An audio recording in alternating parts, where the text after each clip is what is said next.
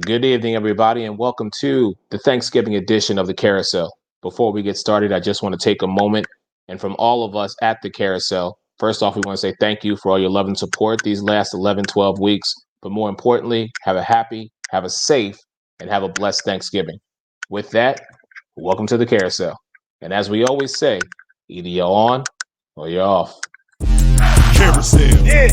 Carousel, yeah. Carousel, this the carousel. On or you're off, either you're on or you're off, either you're on or you're off. What? Knock 'em out. Carousel, yeah. Carousel, yeah. Carousel, this the carousel. On or you're off, either you're on or you're off, either you're on or you're off. What? Knock 'em out. So it's been a tradition for Detroit and Dallas to play on Thanksgiving Day. Can you guess the last time Detroit won on Thanksgiving Day? Exactly.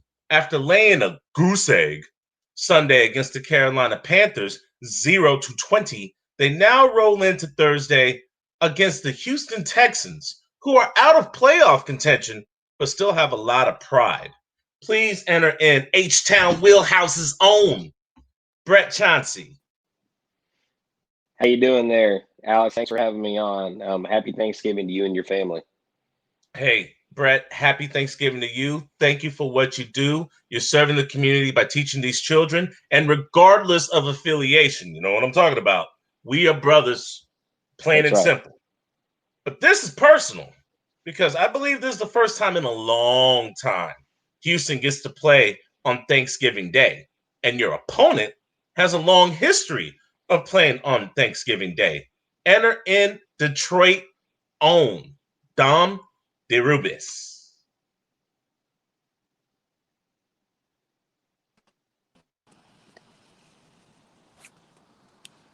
Say hello. Hello. Or not. I said hello. All right. So, Dom, you're not new to the carousel, but you're new to debates. So this is how it's going to go down. Houston is the visiting team. You're the home team. He's going to have 2 minutes to insult your franchise. And I'm sure he's probably not going to need 2 minutes to do it. After a 30-second pause, after a 30-second pause, you're going to have 2 minutes to retort and say how Detroit is going to defeat Houston. I'll give my 2 bits and I'll throw in some stats, and then you'll each have a 45-second rebuttal. No F-bombs, and try to keep it above the waist. I know not to cuss. You don't have to tell me. He knows. I know too. Brett, are you ready? I'm ready. Yes, sir. Floor is yours. All right. So the Lions are 37-41-2 on Thanksgiving Day. They actually have the Lions have more appearances on Tim Allen's sweatshirt on Home Improvement than they do in the playoffs. They're also shut out for the first time this last week since 2009. They are actually more known for forcing Barry Sanders into retirement than they are winning football games. But my bad. Let's get started on the Texans. Why we win this game? A, Deshaun Watson. B, a rejuvenated J.J. Watt. The defense looked great last year when we can only go up from where we've been. And a healthy Will Fuller, Cooks, and 3 tight end options. I would pit them against anybody right now. AD is 35, and he's your best running back. Y'all are 29th in rushing yards, 28th in attempts, and 25th in yards per attempt. Now, while we may be without a running game, we have Deshaun Watson. While we may be without a running game, and my 7A football team at my school could probably stop them, the X factor is Deshaun Watson, and we still have J.J. Watt. Deshaun Watson coming off Offensive Player of the Week. He takes a team, puts them on his back. He collects 3 touchdowns through the air, 2 rushing touchdowns, as well J.J. Watt collects 2 sacks, and the Texans intercept Stafford 2 times. The game starts slowly, but then slowly slips out of the Lions' hands in the first half.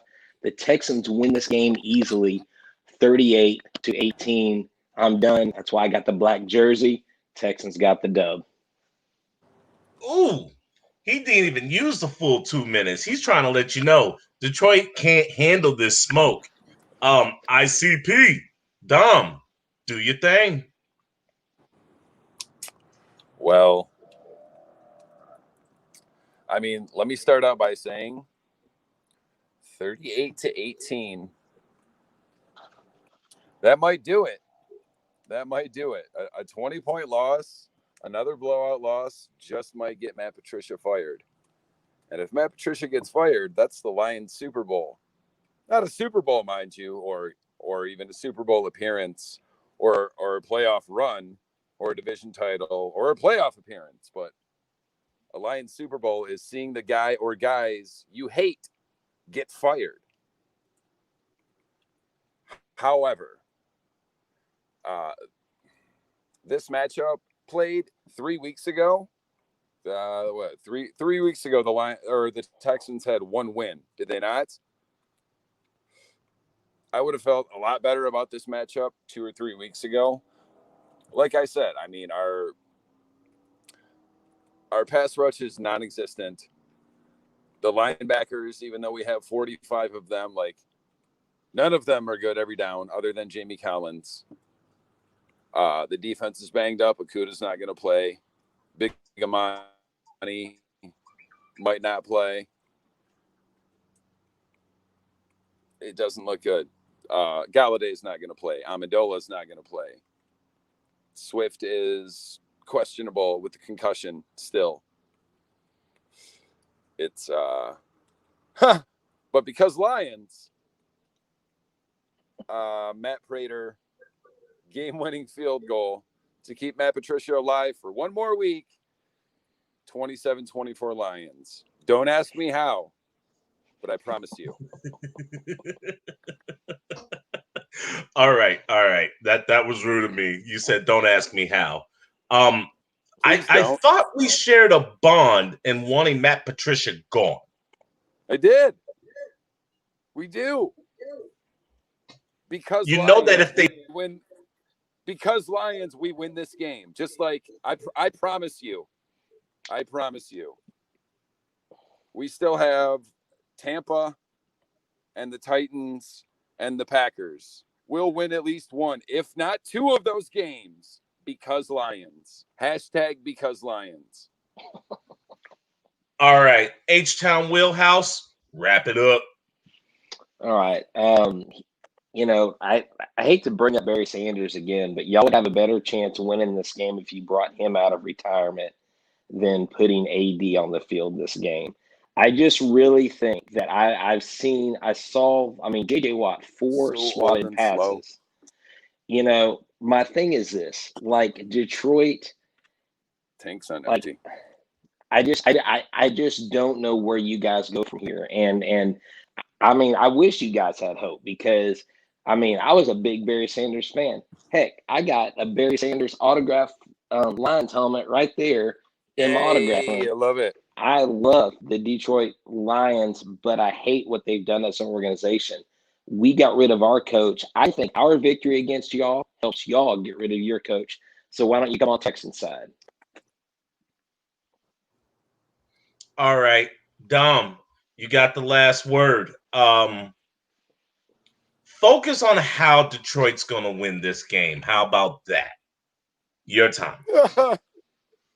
He was talking about my franchise. I want to tell you how there's hope for my franchise, and I said it before. It's going to happen. Harbaugh time. How do we win this game? I said it before. Run the ball, minimize their offense, win the turnover battle. Really, regardless of anything, if there's an odd number of turnovers and we win the turnover battle, that's how we win this game. That's probably the only way.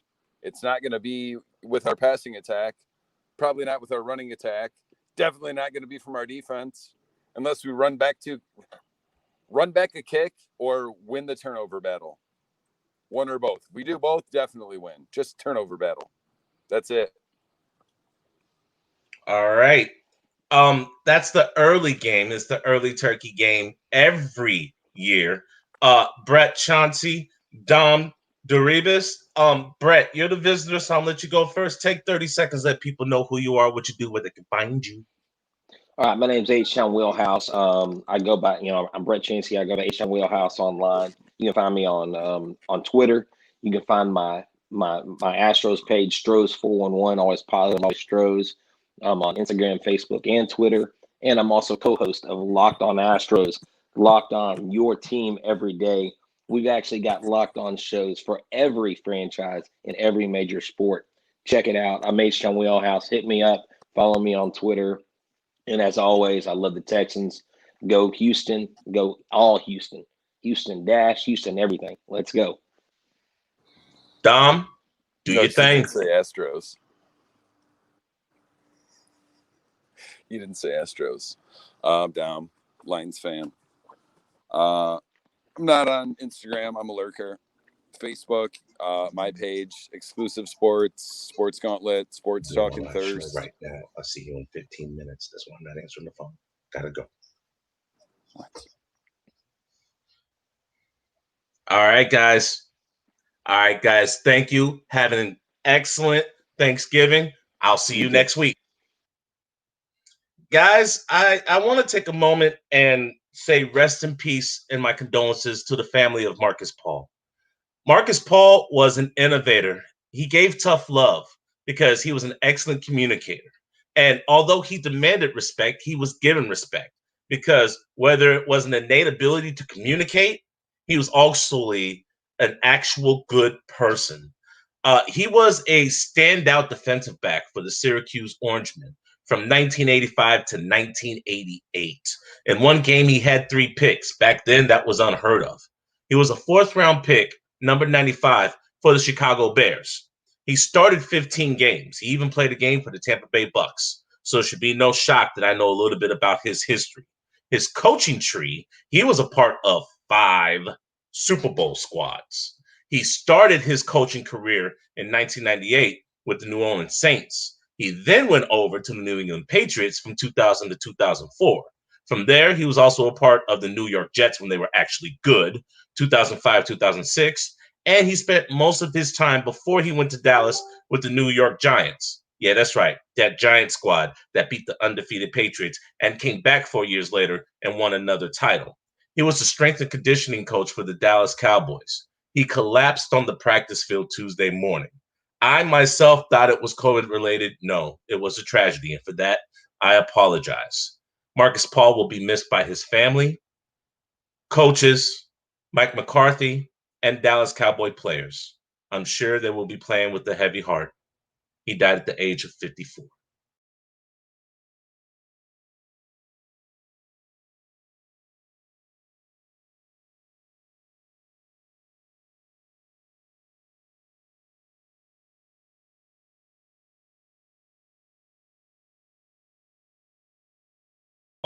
The second matchup this week is the Washington football team versus the Dallas Cowboys. And I like this matchup so much, I might actually write something before you guys wake up in the morning and see this. But if I'm going to talk Washington football, shouldn't I get a man who knows that it's a football world and we're just a part of it? Enter in a football world's own John Turner. Happy holidays, Alex. And I hope you have a great Thanksgiving tomorrow and you don't cook anything. Don't cook anything. Okay, just eat. That sounds like a plan. John, Dallas. Dallas. Now, here's what I'll ask of you. I know you have a personal message that you want to send. So before we talk about those Cowboys, how about you say what you need to say? Marcus Paul was an NFL lifer, like you said, and we lost him very young age, way too early for a man. In general, a person to go, and we don't even know the specifics. They haven't, released the specifics yet. And immediately this morning, was it this morning or yesterday morning? I immediately thought it might have been COVID that they closed the team facility for. It turned out to be about him. And I don't know.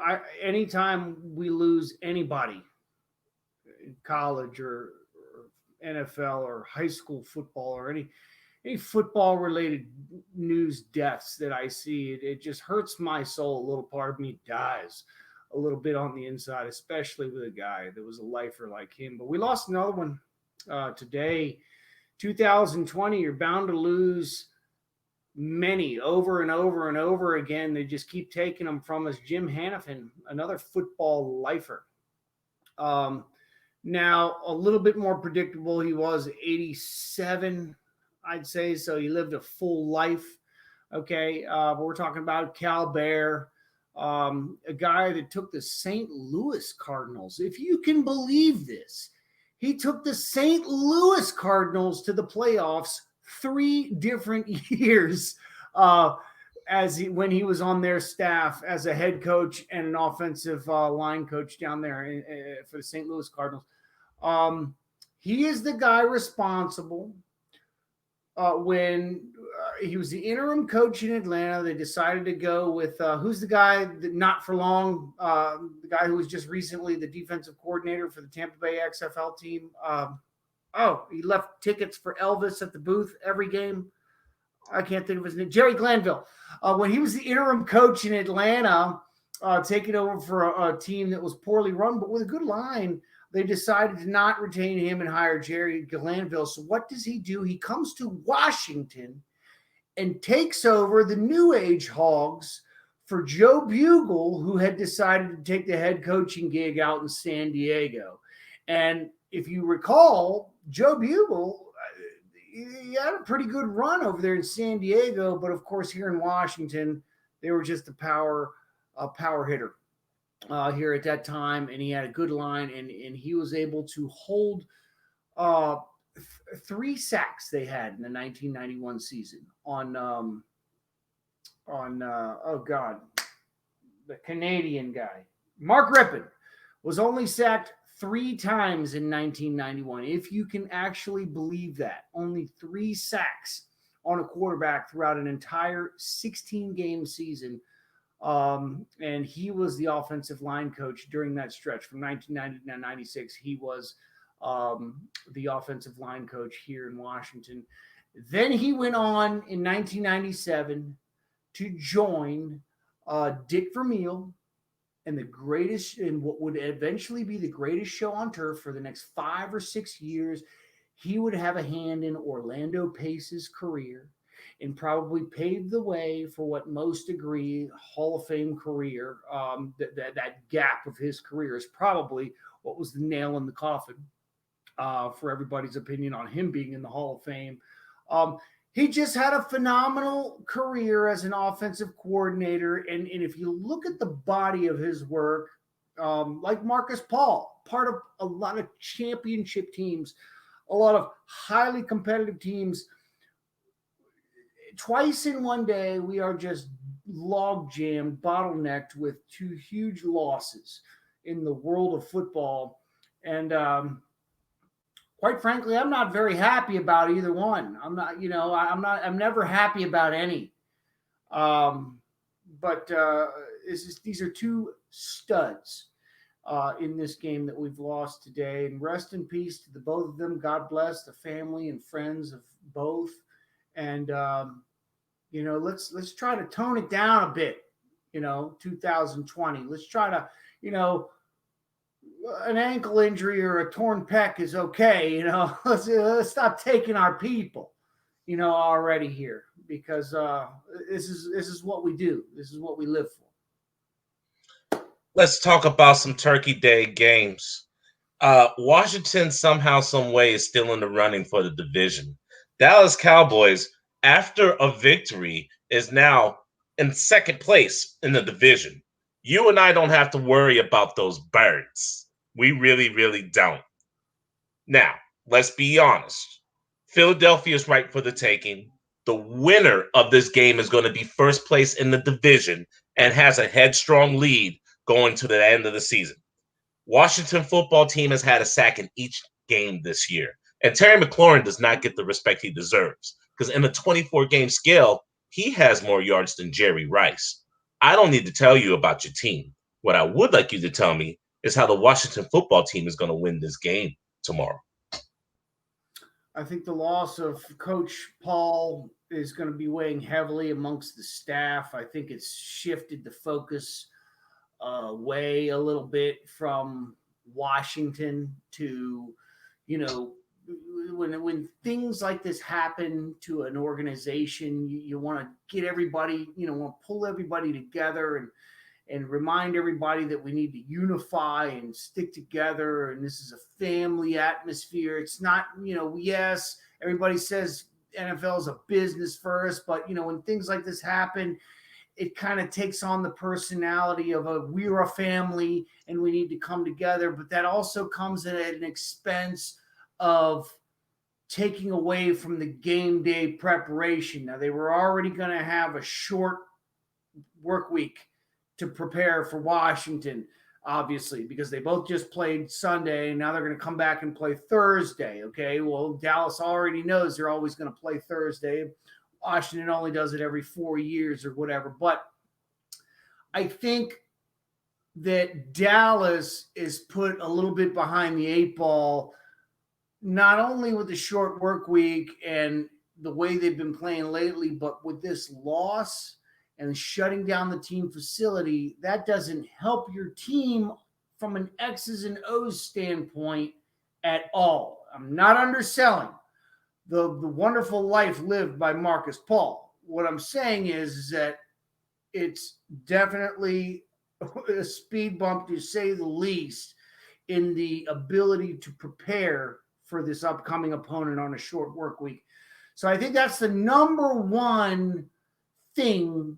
Dallas is going to have to go with a quarterback that's only got 100 snaps with the team on the field at best. I mean, I don't know how many probably more than 100. He's probably got 200 snaps at quarterback so far, live game day action. Andy Dalton, he's got 2.5 games, something like that. So you 75 off. Plus practice, though. He's dead. Oh, okay. So and then he got hurt, and so you know what I mean.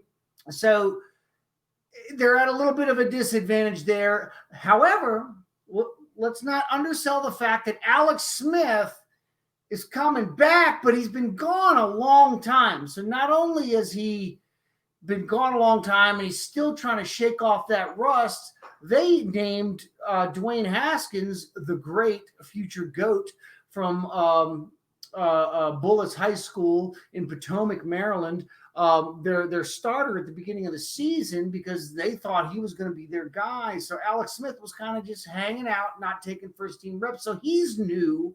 He's about as new as Andy Dalton is with first team reps under this current system. So it's an interesting matchup. Okay. But right now, I think under this week's circumstances, Washington has the advantage. Terry McLaurin, you mentioned him, 100% participation. He was questionable yesterday, 100% participation today. He has started all 24 games of the career games he has played in. So he is so far the Iron Man of this team. Okay. You already said it.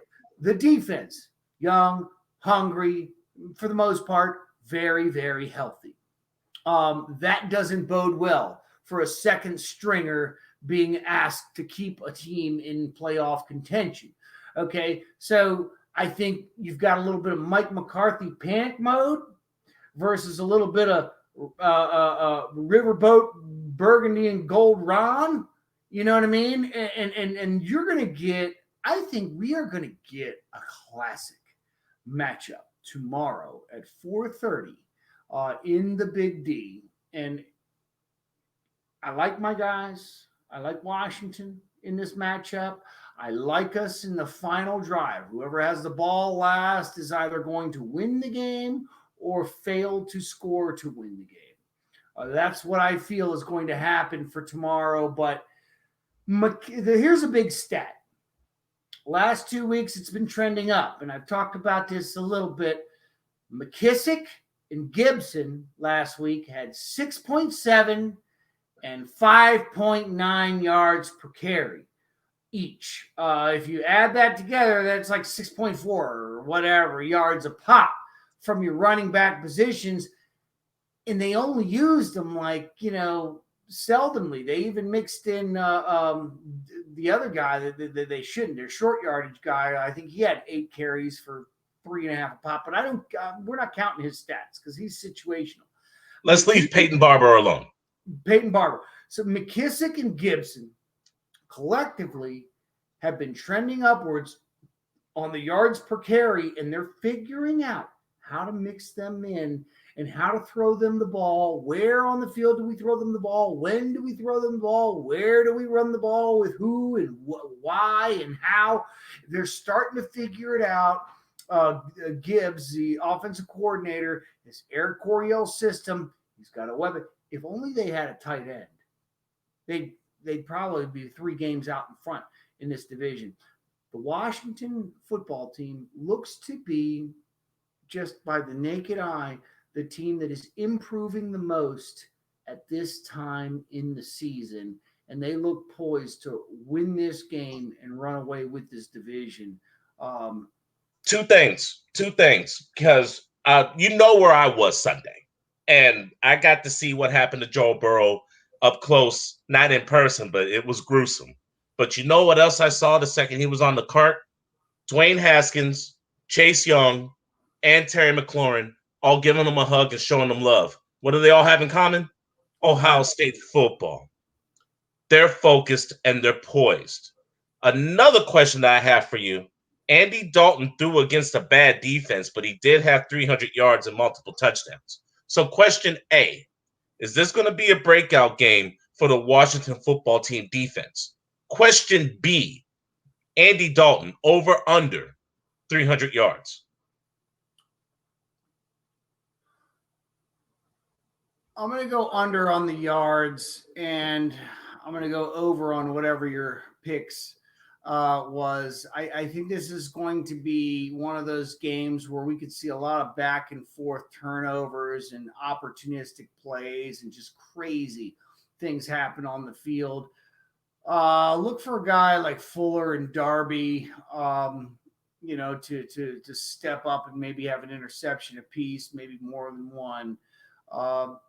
There's just guys that are just stepping up in an awkward order for Washington's defense, and it's crazy. The crazy thing is like one week they'll have a bunch of sacks, and then the next week they'll have like not a bunch of sacks, but they'll have like a few picks. You know what I mean? What are the odds that this is the week that they have like sacks and picks, but so does Dallas?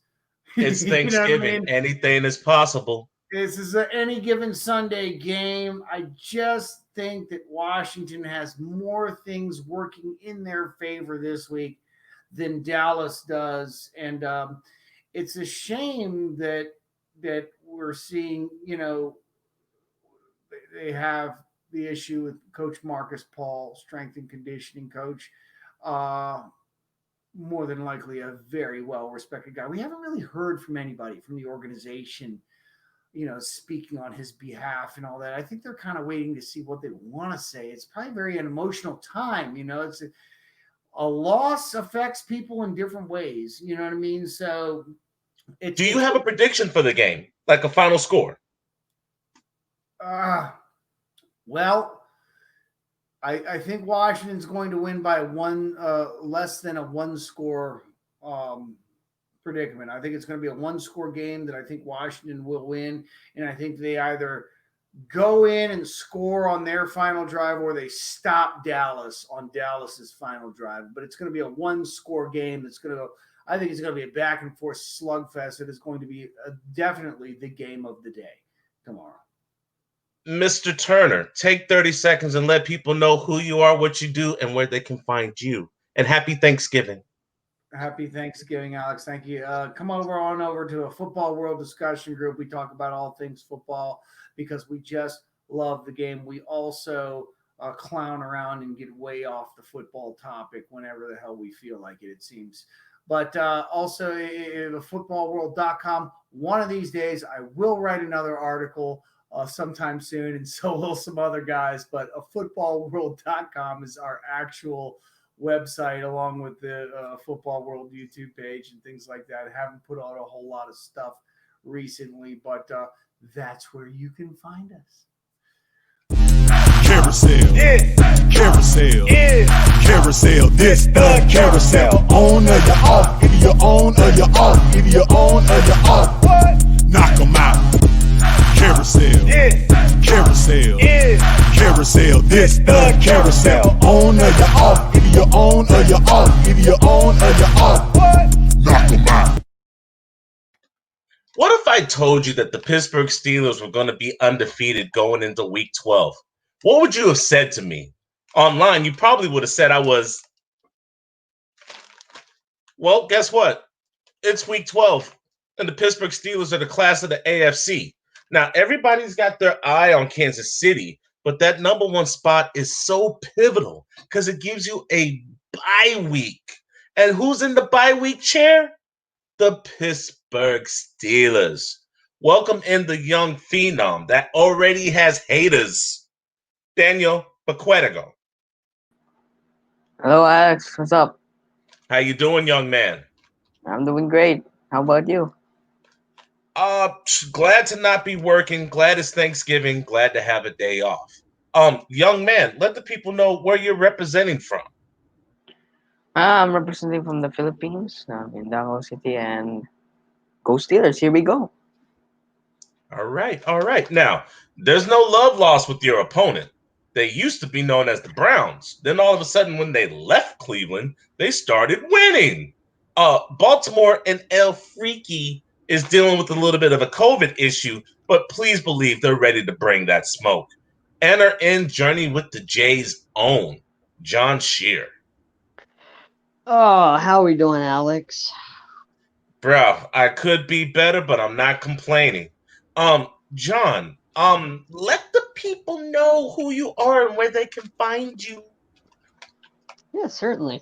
So I'm with Journey with the Jays in Atlanta, Real 1100 AM. You can check us out. Just download the app. If you're in Atlanta, just tune to Real 1100 on the AM. You can check us out there. And then all things Journey with the Jays on your social media, basically on all platforms. So that's where you can find us. And then, of course, here on the Carousel, where I represent the Baltimore Ravens. All right, guys. Now, this game was supposed to be Thursday night primetime, but due to Corona, it got moved to Sunday. You guys aren't supposed to like each other, but there is a mutual respect. Baltimore's on the road. So, John, you will start first. We know how this goes down. To hell with taking low shots. I mean, you probably have to. John, do your thing. Oh, yeah. All right. So we're going to talk about the road. The last time the Baltimore Ravens won a Super Bowl, I believe they were on the road. I believe it was the 6th seed, and they ended up getting a Super Bowl and winning that thing. I can't remember the last time the Steelers won because it was so long ago. I think the dinosaurs were still alive. It was that far back. I can't really remember. So if you remember the last time we're going to talk about the road, the Pittsburgh Steelers were on the road against the Ravens. They were down big at the half, and Ben Roethlisberger was under 100 yards. So it really took some Lamar Jackson interceptions for the Steelers to get back in that game. Old Noodle Arm at about 38 years old really couldn't do anything against his defense. So everybody's talking about the Pittsburgh Steelers are undefeated, but the Steelers still got to play in cold weather. And if they are at home, which it looks like they might be going into the playoffs, Old Noodle Arm is going to have to throw in the cold weather, and they're going to have to rely on James Conner. Come on, James Conner. I mean, that guy's not very good to get them through the playoffs. Some unproven rookies. They've obviously never played in the playoffs. Juju Smith-Schuster. I think he just tripped again over the sideline flags. I think he tripped and stubbed his toe. I mean, who does that except a Pittsburgh Steeler? So, I mean, really, the Ravens should win this game. You don't sweep. Daniel, as you know, you don't sweep typically in this series. In any division series, you don't sweep, but especially the Steelers and Ravens, you really don't sweep. So the Ravens should go to Pittsburgh and hand this one back to the Steelers after what the Steelers earned their win against the Ravens. But remember, they were down big, and Roethlisberger was under 100 yards going into the half. So Steelers didn't run away with that one. They just happened to pull a Houston Astros and start calling out the things that they see, the play calls, kind of like the Astros do in baseball. That was dirty. That last part was dirty, bro. That was dirty. Oops. And by the way, I saw Juju stub his toe on that flag because he took a full step in Jacksonville. So I saw that, but I mean, that a little bit dirty. Daniel, he's a little bit rude tonight. You are undefeated, so you know what? Do what you got to do.